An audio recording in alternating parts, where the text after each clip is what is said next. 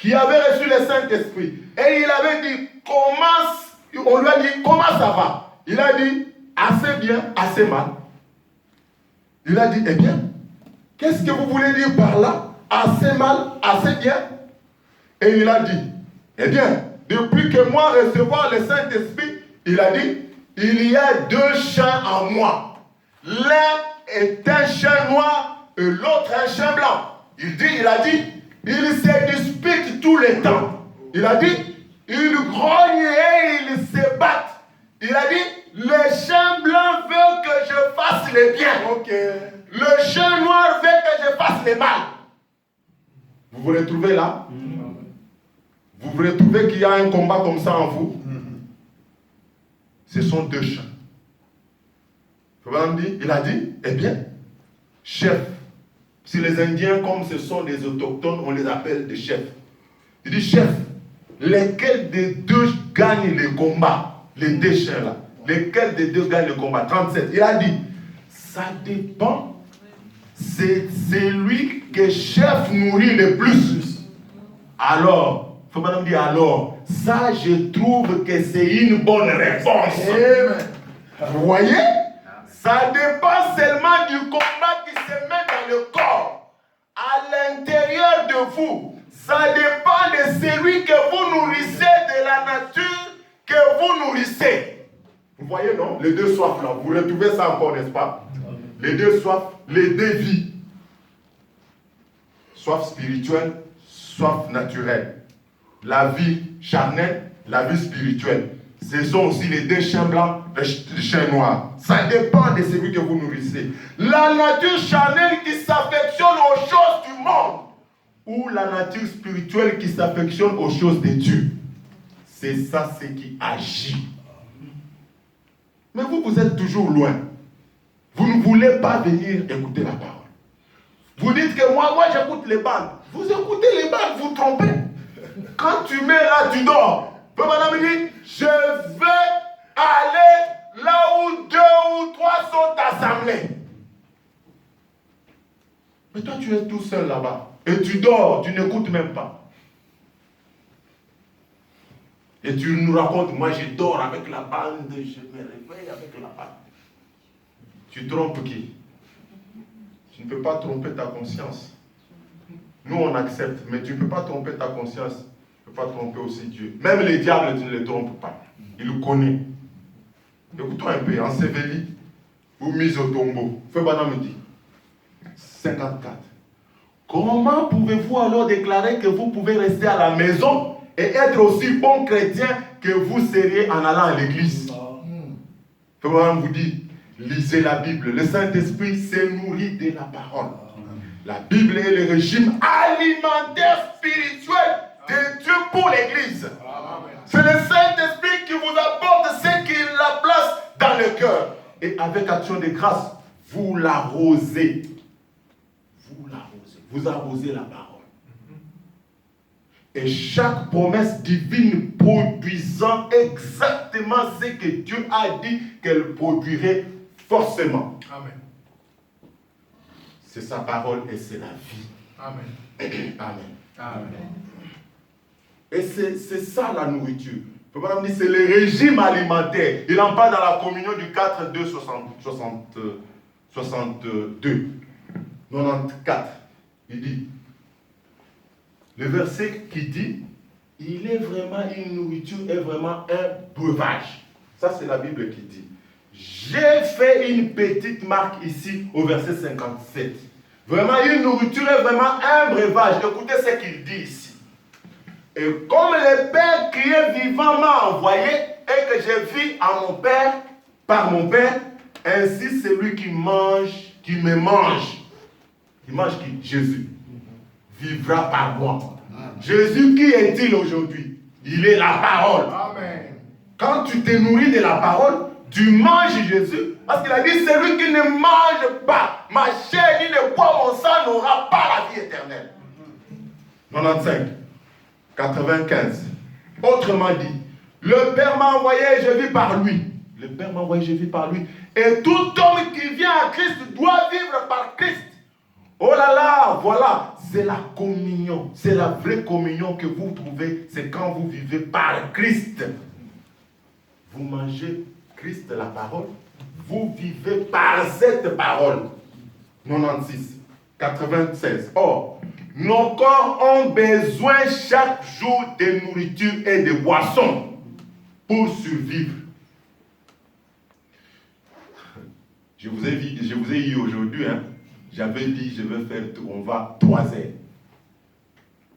J'ai beaucoup de temps, ne vous en faites pas.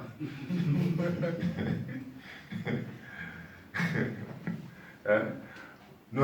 96. Or, nos corps ont besoin chaque jour de nourriture et de boissons pour survivre. Notre corps physique, si nous ne mangeons pas chaque jour et que nous ne vivons pas, alors notre corps s'affaiblit. Ça vous arrive aussi? Oui. Il y a quelque chose en nous qui fait qu'il nous faut prendre de la nourriture. La nourriture pour un jour ne durera pas pour le lendemain.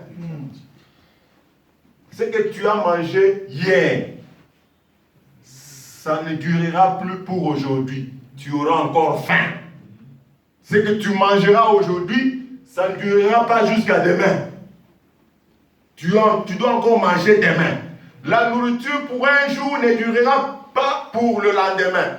Il vous faut prendre de la nourriture chaque jour pour fortifier votre être mortel. Vous pouvez continuer à vivre, mais vous êtes plus faible quand vous n'avez pas mangé. Le deuxième jour, quand vous n'avez pas mangé, vous êtes encore plus faible. Et le troisième jour, quand vous n'avez pas mangé, vous devenez terriblement faible. Un dimanche, je suis venu ici dans la précipitation. Je n'avais pas mangé. J'ai juste pris un verre de lait et quelques biscuits. Je suis venu ici. Après le service, je suis rentré. Le pasteur est témoin. Je suis tombé malade. Gastrite impossible. Pourquoi? Parce que j'ai juste fait toute la nuit, comme je devais travailler la nuit. Je suis venu le matin, je n'avais pas mangé, juste un verre de lait et j'étais KO toute la semaine. Nous sommes allés à l'hôpital tous les deux. Moi et lui, on était malades. Mais si toi tu fais 3 jours, écoutez ce que fait Madame dit, 97. Excusez-moi, j'ai beaucoup parlé de moi aujourd'hui. Excusez-moi, je n'aime pas ça. Vraiment, pardonnez-moi. 97. C'est parce que je n'ai pas trop d'exemples. Je vais m'améliorer. Excusez-moi. Merci. Eh bien, souvent c'est ce que nous faisons dans les domaines spirituels. Vous voyez, chaque jour nous devons communier avec Christ. Amen. Nous devons lui parler chaque jour. Amen. Nous devons tout mettre en ordre avec lui chaque jour. Amen. Paul a dit, je meurs chaque jour. Voyez, chaque jour je meurs. Et si je vis, ce n'est plus moi qui vis, c'est Christ qui vit en moi. Amen. Alors, si votre corps physique a besoin de nourriture chaque jour et de boissons chaque jour pour survivre, votre corps spirituel a besoin de nourriture spirituelle et de communion avec le Seigneur chaque jour. Amen. Pour survivre. Amen. Oui, Jésus a dit, l'homme ne vivra pas de pain seulement, mais de toute parole qui sort de la bouche de Dieu. Amen. Donc, chaque jour, nous devons, écoutez, chaque jour, nous devons étudier la parole. Amen. Écoutez, certaines personnes ne l'étudient pas du tout. Certaines l'apprennent 2 ou 3 fois par année. Mais un croyant, un vrai de vrai. Un croyant, un vrai de vrai, qui est vraiment affermi spirituellement. Il lit sa Bible chaque jour. Il parle au Seigneur chaque jour. C'est vrai. Pour lui, c'est indispensable. Amen. L'homme ne vivra pas de pain seulement, mais de toute parole qui sort de la bouche de Dieu. Amen. Amen. 98. Maintenant, Une autre raison pour laquelle nous prenons la nourriture, c'est pour fortifier notre corps, afin qu'il résiste aux maladies. Amen.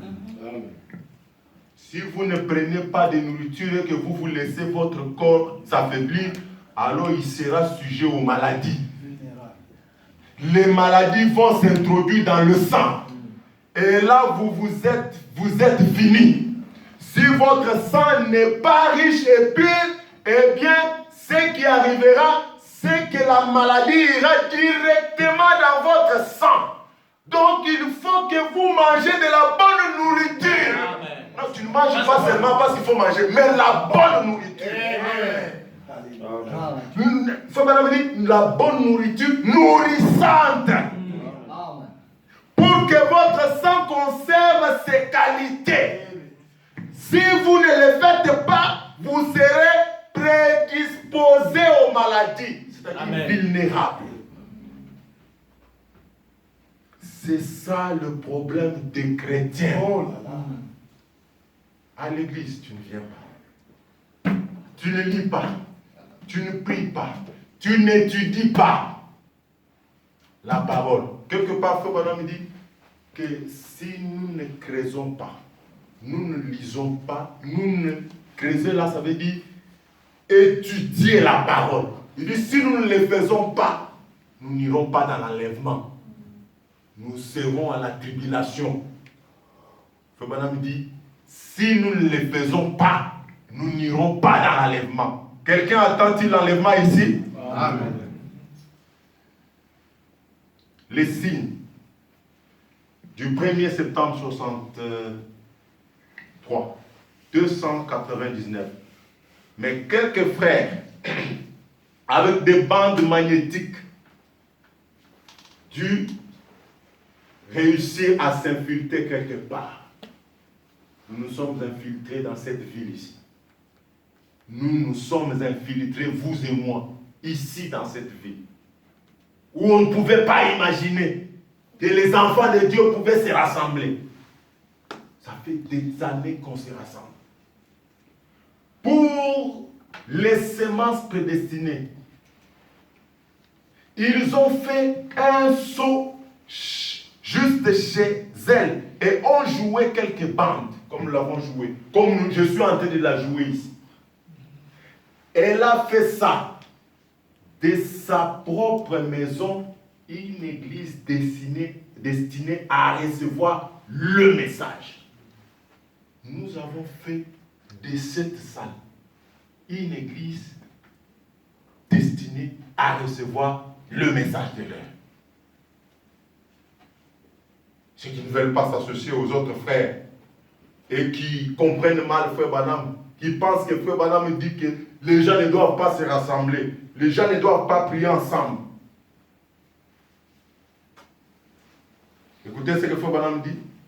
Les gens disent, Hébreux chapitre 5, 6e partie, 8, 9, 57 matin, 52. Oh, je sais que beaucoup de gens se lèvent et ils s'en vont.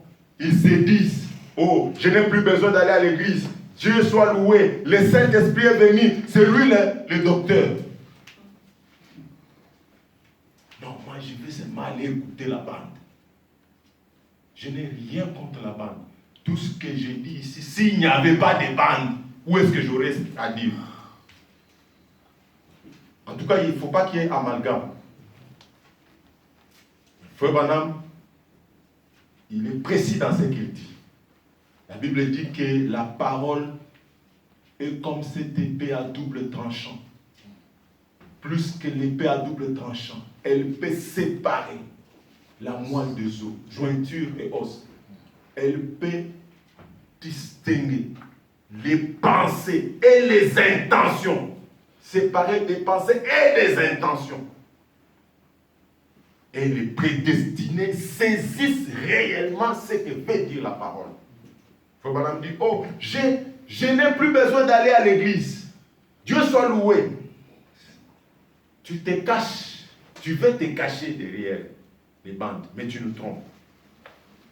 Je sais, le Saint-Esprit est venu, c'est lui le docteur. Frère Branham dit, Quand vous avez cette idée-là, vous êtes carrément dans l'erreur. En effet, pourquoi le Saint-Esprit a-t-il établi des docteurs dans l'église? Pourquoi Dieu a placé les Éphésiens 4? Pourquoi a-t-il placé les docteurs dans l'église? Madame dit, si c'est lui qui devait être le docteur, voyez, il dit, il y a premièrement des apôtres, des prophètes, des docteurs, des évangélistes, des pasteurs. Le Saint-Esprit a établi des docteurs dans l'église pour qu'ils puissent enseigner à travers ces docteurs. C'est clair? Amen. Si ce n'est pas conforme à la parole, ce qu'ils disent, que Dieu ne le confirme pas, alors ce n'est pas la bonne chose, la bonne sorte d'enseignement. Cela doit concorder avec la Bible entière et être tout aussi vivante aujourd'hui que cela l'était à l'époque. Cela est la chose authentique manifeste. Amen. Amen. Et un homme véritable, un enfant de Dieu, une fille de Dieu, se nourrit de la parole. C'est ce que Madame dit dans la statue d'un homme parfait. Il dit, et un homme spirituel, 14, 10, 62, 154, 156, excusez. Un homme spirituel en croissance a besoin de quelque chose à manger. C'est la parole de Dieu. J'en crois chaque parole. Amen. Madame chante les cantiques que nous avons chantés. Dieu a préparé une table pour nourrir les saints de Dieu. Il invite ses élus. Venez manger de sa manne. Il nous nourrit, subvient à tous nos besoins. Oh, c'est bon de souper avec Jésus tout le temps. 157, écoutez, c'est juste. Oui, monsieur. Il est là, oui, l'église là. L'église du Dieu vivant s'édifie dans cet homme parfait par la connaissance de Christ. Pour que tu sois construit, pour être une personne parfaite, une femme parfaite, une fille de Dieu, un fils de Dieu. Qu'est-ce que tu t'édifies dans quoi? Je dis par la connaissance de Christ. Or, Christ, qui est-il? La parole. Alors, vous devez avoir la vertu. C'est là que vous devez avoir la vertu. Et Frère Branham dit ceci. Écoutez. Il dit, exposé de cet âge de l'église, l'âge de l'église de Smyrne. Il dit, vers la fin, il dit, or, aucun véritable croyant n'est plus fort. Écoutez, n'est plus fort, n'a une bonne santé, une vie spirituelle meilleure, écoutez, que sa connaissance et son adhésion à la pure parole de Dieu. Amen. Tu ne peux pas être un bon chrétien. Tu ne sauras pas être fort spirituellement si tu ne crois pas à la vraie parole. Si tu ne t'attaches pas à la pure parole de Dieu. Nous en voyons de multiples exemples dans l'Ancien Testament.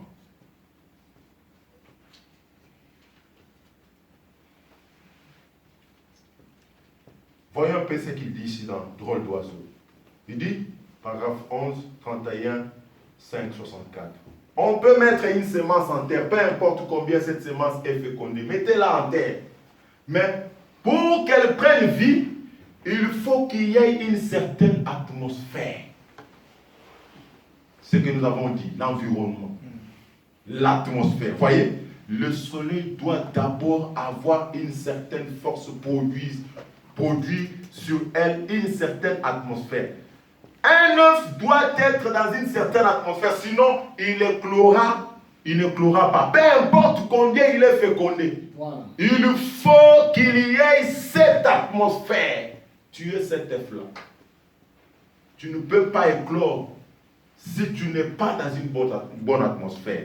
12. Je pense que dans un groupe comme celui-ci, des chrétiens éclosent.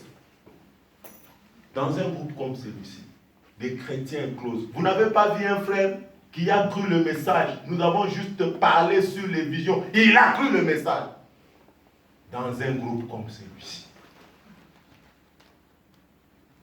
Dans cette atmosphère, Frère dit, les chrétiens éclos naissent de nouveau dans une telle atmosphère.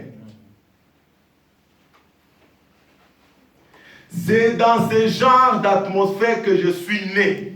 Frère Branham est né dans ce genre d'atmosphère. Où que j'aille, dans ce monde froid, dans les champs missionnaires et tout, je ne pourrais rien qu'en fermant les yeux penser à l'atmosphère qui règne ici. Ceci me rappelle l'époque où j'étais jeune prédicateur à mes débuts. Nous avions des petits groupes, nous nous réunissons de maison à maison. Nous aussi, nous sommes séparés des choses du monde. C'est ce qui a rendu mon cœur comme il est aujourd'hui, amoureux de Christ. Nous devons demeurer ensemble. Amen. Pour que tu deviennes amoureux de Christ, mais il faut être avec le frère, avec les sœurs. C'est là que tu peux naître de nouveau. Parole parlée à sémence originale, 178. Si vous voulez avoir une église, pas seulement l'église. Commencez avec la parole de Dieu. Si vous voulez avoir une église, commencez avec la parole de Dieu. Amen. Il ne s'arrête pas là. Vous voulez avoir une vie de Dieu, commencez avec la parole de Dieu. Amen. Acceptez la parole de Dieu dans sa plénitude. Amen. Chaque mesure de la parole. Amen. C'est cela qui peut faire de vous un chrétien ou une chrétienne. Amen. Que le Seigneur vous bénisse. Amen. Amen.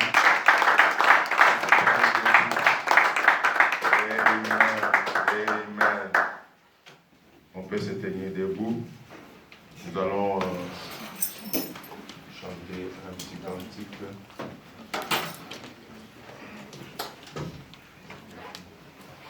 Est-ce qu'il y en a qui connaissent ici? Béni soit le lien.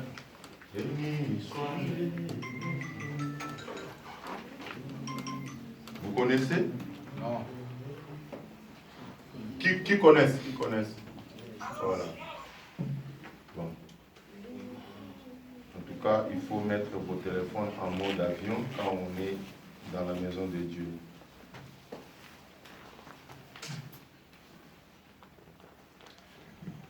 Christ rédempteur est mort sur la croix, et pour les pécheurs, il a son miracle, j'ai bon, avec le sang, oui, et je passerai par-dessus vous.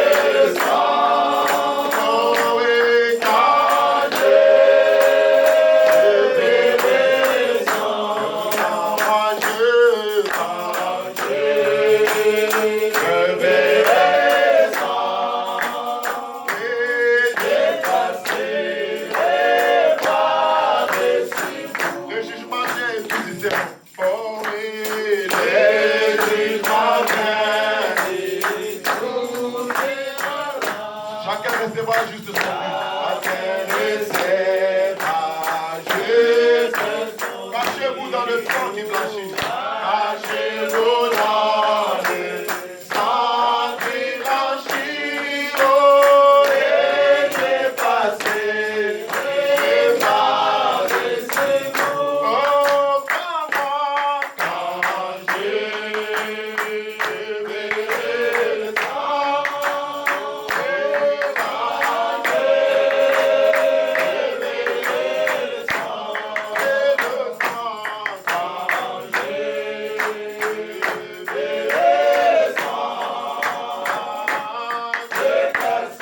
le sang, grande compassion, mon divin. Oh oui, grande compassion. À mon bienveillant, fidèle et sincère. À mon bienveillant, fidèle et sincère. Pour bébé abrite tout le temps. Pour bébé abrite tout le sang. Et de passer les pas de ses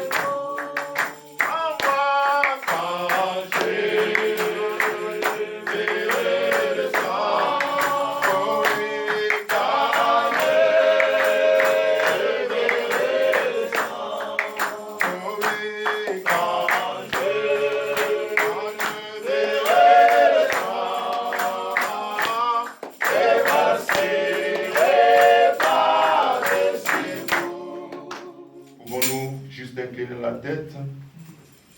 Peu importe combien vous êtes bon, ce que vous arrêtez de faire, ce que vous commencez à faire, il faut que vous acceptiez la personne du Seigneur Jésus-Christ. Et alors quand vous le faites, lui, il est la parole. Alors votre vie concorde parfaitement avec la parole. Et elle se manifestera dans l'âge dans lequel vous vivez. Maintenant, je dirais ceci, c'est assez tranchant. Mais voilà, personne n'est dans son état mental normal tant qu'il n'a pas accepté le Seigneur Jésus-Christ. Oh, mon frère qui n'a pas encore accepté le Seigneur Jésus-Christ. C'est une forte déclaration ce matin, qui est de dire que tu n'es pas dans ton état normal si tu n'as pas encore accepté le Seigneur Jésus-Christ. Nous avons vu le dimanche passé que si tu n'as pas Christ, tu es moins qu'un chien, tu es moins qu'un animal. C'est une déclaration forte, mais c'est la vérité. Personne n'a toute sa tête tant qu'il n'a pas accepté Jésus-Christ comme son sauveur personnel. Ça peut sembler, mais c'est la Bible. Ça peut sembler difficile, mais c'est la Bible. Certainement, c'est vrai. Dans votre être créé, hors les yeux du monde, vous passez pour un fou quand vous faites cela. Les gens diront que vous êtes un fou parce que vous avez cru Jésus-Christ. Vous devez quitter l'atmosphère dans laquelle vous baignez pour entrer dans cette autre atmosphère des chrétiens. Quand vous faites cela, alors Dieu vous élève au-dessus du monde. Dieu vous élève au-dessus du péché. Ce que vous n'arriviez pas à vaincre, vous pouvez maintenant le vaincre. Amen. Quand vous faites cela, alors Dieu vous élève au-dessus du monde. Vous vivez dans une atmosphère céleste. Et aux yeux du monde, vous êtes carrément à l'opposé de tout. Voyez, c'est à l'opposé du monde. Qui veut, qui accepte ce matin Jésus-Christ, parce qu'il est dit que si tu n'as pas encore reçu Jésus-Christ comme ton Seigneur et ton Sauveur personnel, tu n'es pas dans ton état normal. Qui est d'accord? Parce que nous aurons aujourd'hui un service de baptême. Nous avons disponibilisé des vêtements de rechange. Nous pouvons vous échanger des habits et vous baptiser dans le vrai baptême chrétien. Ce baptême qui est au nom du Seigneur Jésus-Christ. Le baptême par immersion, pour que vos péchés soient pardonnés et que vous puissiez recevoir le baptême du Saint-Esprit. Qui voudrait aujourd'hui abandonner sa vieille vie, abandonner sa conduite ancienne, afin de suivre la conduite du Seigneur Jésus-Christ en ce jour. et qu'ils soient citoyens du royaume. Quand vous vous intéressez tellement à autre chose, sauf aux réunions de prière, quand vous vous intéressez tellement au fait qu'il faut connaître un épanouissement dans les naturels plutôt qu'un épanouissement dans les spirituels, alors ne l'oubliez pas, Satan est en route. Il vous a surpris sans lui.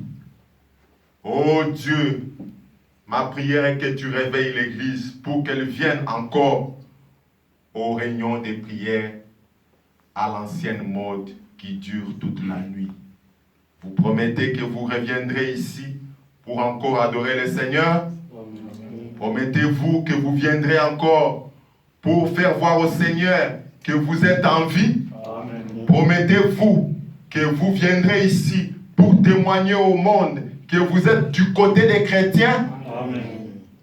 Alors chacun peut murmurer quelques mots au Seigneur.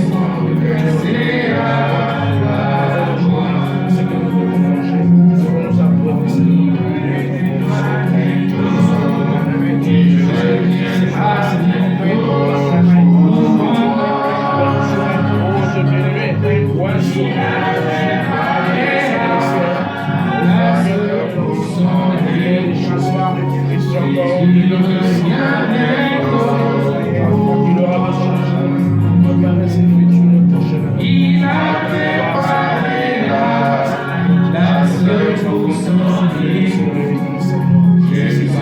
revient bientôt. Pasteur Camille.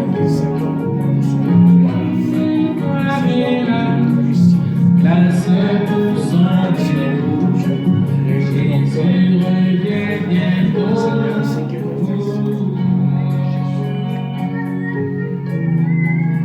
Dieu bien-aimé, notre Père Céleste, combien, Seigneur, nous sommes heureux d'entendre, Seigneur, ta voix cet après-midi et sentir combien tu nous aimes, Père, comme un Père qui aime ses enfants et qui les corrige pour le ramener à la voie. Seigneur, au-dedans de nous, nos cœurs bouillonnés, Seigneur. Parce que nous nous sommes rendus compte, oh Dieu, certainement nous avons failli. Comme le prophète l'a dit, nous nous sommes, oh Père, conduits parfois, Seigneur, par notre propre intelligence. Nous pensions, Seigneur, que nous étions forts et capable, Père bien-aimé, alors que, oh Dieu, plusieurs fois, nous avons, Seigneur, donné l'occasion au diable, pouvant nous malmener, se moquer de nous, Seigneur, alors que ta parole nous a tracé une ligne de conduite. Ta parole nous a montré comment un chrétien doit marcher, comment un chrétien doit se comporter, comment un chrétien doit vivre, Seigneur notre Dieu. Mais Père éternel, nous-mêmes nous avons créé une dénomination.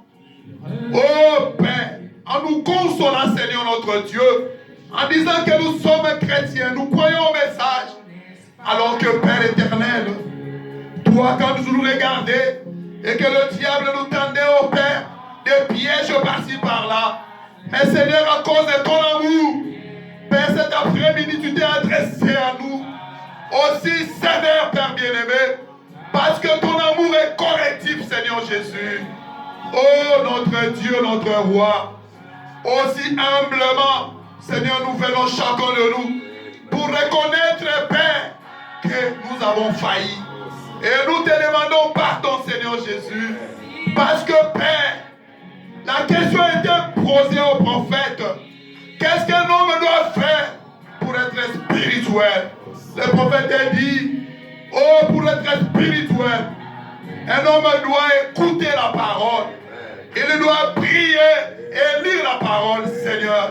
Tu nous as montré, notre Dieu, que Père éternel, Adam, qui était créé, le premier à ton image, pouvait, oh Dieu Tout-Puissant, tirer sa force dans la communion. Et le prophète a dit, voilà pourquoi Dieu a créé l'homme. C'était pour la communion. Adam, qui avait en lui la nature de Dieu, mais pouvait toujours venir chaque soir sous la grande cathédrale de Dieu, qui est le palmier, pour recevoir les instructions. Et le prophète a dit, Adam était conscient qu'il était dans la présence de Dieu. Oh Père, et toute la bénédiction, et que le privilège qu'Adam avait, c'est parce qu'il était toujours dans la présence de Dieu. Il pouvait conduire la nature, les animaux et toutes choses. Cela pouvait lui obéir, Seigneur, parce qu'il était toujours dans la présence de Dieu. Combien c'est merveilleux, Père, que nous puissions nous retrouver dans la présence de Dieu. Et une fois, Père, Adam était éloigné de cette présence. Il avait perdu tous les privilèges. Il ne pouvait plus conduire toutes choses. Il ne pouvait plus conduire les animaux. Oh Seigneur. Alors nous, Père bien-aimé, nous qui sommes venus dans ce monde, nous avons contourné notre théophanie. Nous sommes venus directement de la chair. Nous avons mis à l'oubli notre nature. C'est que nous étions, Père éternel. Combien nous devons, Père, en nous, avoir le désir d'être plus près de Dieu pour pouvoir réellement bénéficier de ces privilèges.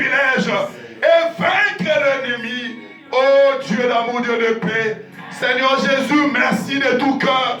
Parce que nous avons vu ton amour.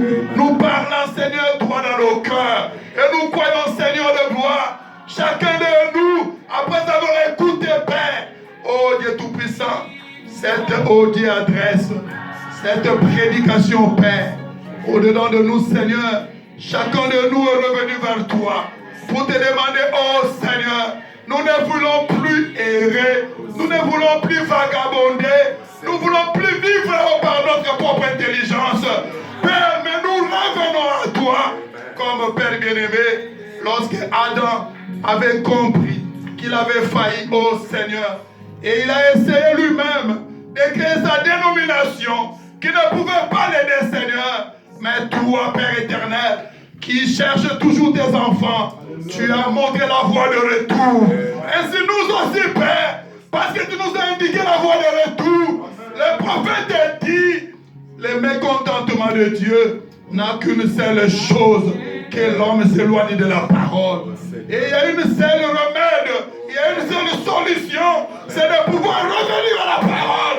Nous aussi, Père éternel, cet après-midi, nous revenons près de toi. Nous revenons à la parole. Nous nous repentons, Seigneur. Nous demandons pardon, notre Dieu. Oh, Père éternel, nous ne serons plus négligents parce que nous avons compris, Seigneur, que la chair que nous portons a besoin de vivre et d'être fort, a besoin d'être en bonne santé, Père. Voilà pourquoi nous les nourrissons, Seigneur. Nous les chérissons autant, Père éternel. À combien plus forte raison, Seigneur, l'homme intérieur qui est créé à la nature de Dieu, il a besoin de la communion. C'est pour cela, Père bien-aimé. Oh Père, nous aussi, Seigneur, nous te prions, Dieu. Seigneur, ce qui était tombé, fais-nous revenir, Seigneur. Ce qui était faible, Père, fortifie-les, Seigneur Jésus. Ce qui ne t'avait pas connu, révèle-toi à lui, Père. Ce qui avait besoin de ton esprit, accorde-le-lui, Père bien-aimé, afin qu'il soit toujours conscient qu'il doit rester dans la présence de Dieu. Oh, merci, Père bien-aimé, pour ta grâce. Merci, Seigneur Jésus, pour le message de cet après-midi. Merci, notre roi, pour ton serviteur que tu as utilisé. Nous croyons, Père éternel, parce que tu nous as parlé. Et cette parole, notre Dieu, contient en elle tout ce qu'il nous faut. Celui qui était malade, Père, puisse quitter cet endroit guéri. Celui qui avait n'importe quel besoin, puisse recevoir la solution. Dans le nom puissant de Jésus. Et le reste, Père éternel, nous te disons merci. Nous t'acclamons, Père éternel. Nous t'élèvons, Jésus, parce que tu es merveilleux. Oh, merci, Papa. Bénis ton serviteur. Remplace ce qui est sorti. Bénis son ministère, Seigneur. Inspire-les encore davantage, au Père. Utilise-les, Seigneur Jésus, pour que ton peuple ne manque, oh Dieu, rien, Père éternel, pour fortifier les âmes, Père. Et bénis le reste du programme, car nous te demandons toutes ces bénédictions avec foi et confiance que tu nous as exaucés. Dans le nom de Jésus-Christ, notre Dieu, nous avons ainsi prié. Nous te disons Amen. Amen.